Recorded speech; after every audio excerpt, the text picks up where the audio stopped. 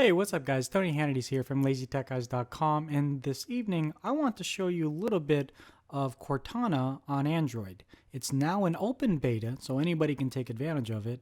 So I want to go through the setup process and a little bit of how it works compared to that of Google Now. Stay tuned.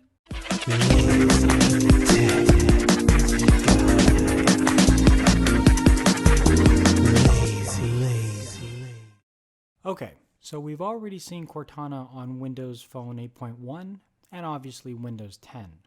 But now, if you have an Android device, Cortana has finally made its way to a non-Microsoft operating system. This has been in beta, closed beta, for about a month or so, but now, like I mentioned earlier, it is in open beta, so anybody can take advantage.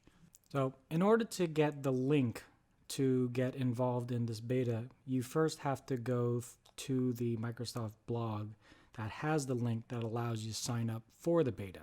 So I'll leave that link in the description below. Once that's installed, you can go ahead and open it up.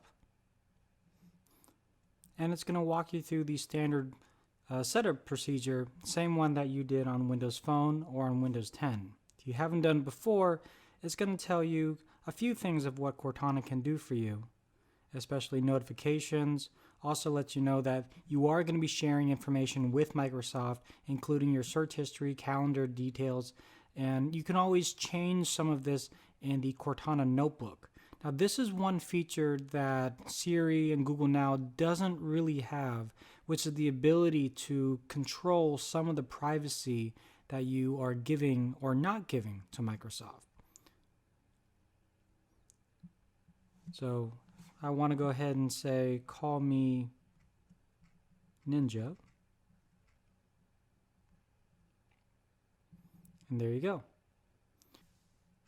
The main reason for getting the Microsoft account is so if you do have Cortana on multiple devices, she's going to be able to communicate with all of your devices and have all the pertinent information that is connected to your account.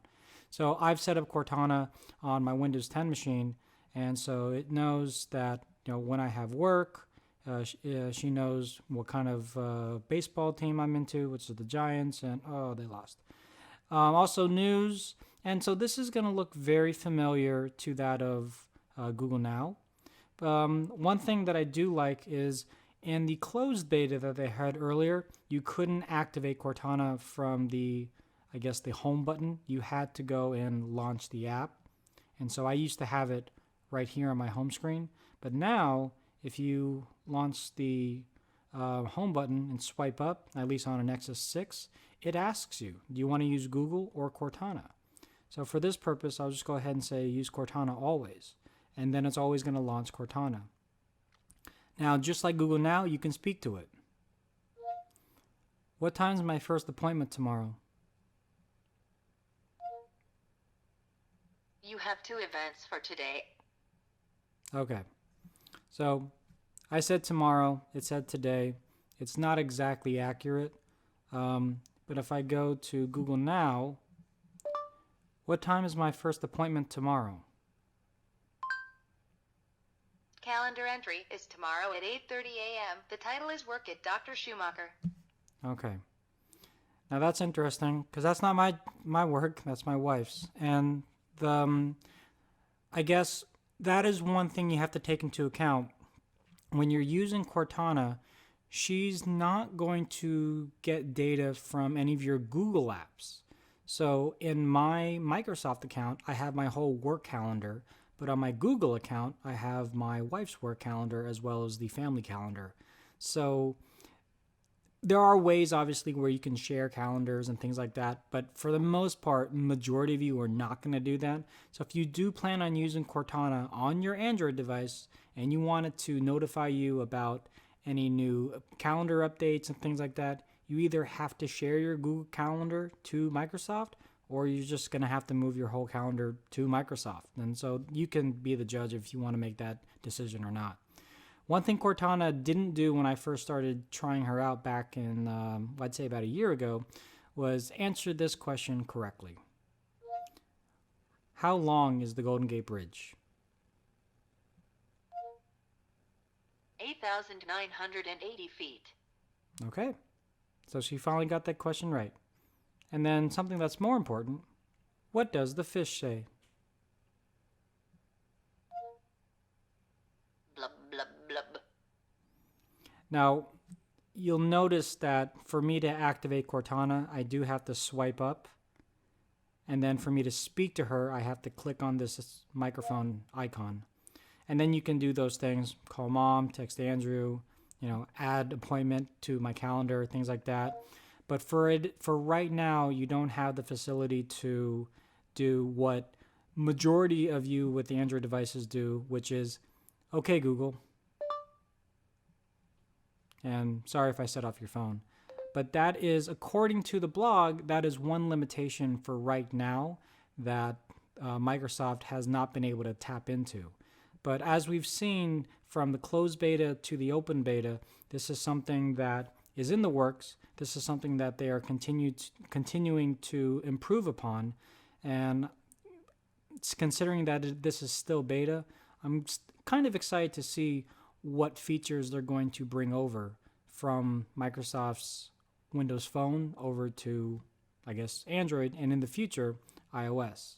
Unfortunately, with iOS, I highly doubt that the ability to activate Cortana from the home key will be an option due to the fact that iOS locks a lot of those functions down. Nevertheless, I do feel that Cortana has a good place for people if they want to start using I guess, a personal assistant that is not just on their phone, but also on their Xbox, on their computer, and even their tablets. One last feature that I've been waiting for a long time is the ability for Cortana on Android to speak to my Microsoft Band. Now with Windows Phone, the Microsoft Band will allow you to have a QWERTY keyboard on the screen of the Microsoft Band when you're using Cortana, but when you're using this with Android, it doesn't have that capability at the moment, but maybe soon we'll have that ability when they roll out Cortana in full build. So there you go. Cortana is not perfect, but by no means is it finished. Again, this is open beta, so any of you can partake and give it a shot and try it out. By doing this, you are telling Microsoft that you're going to be a part of the beta program, so you're going to give them feedback and how to make it better and things like that. So give it a go, give it a shot. Let us know if this is something that you would be continuing on after it's been open to the general public as a final build, or if you're just going to stick with the whole Google Now.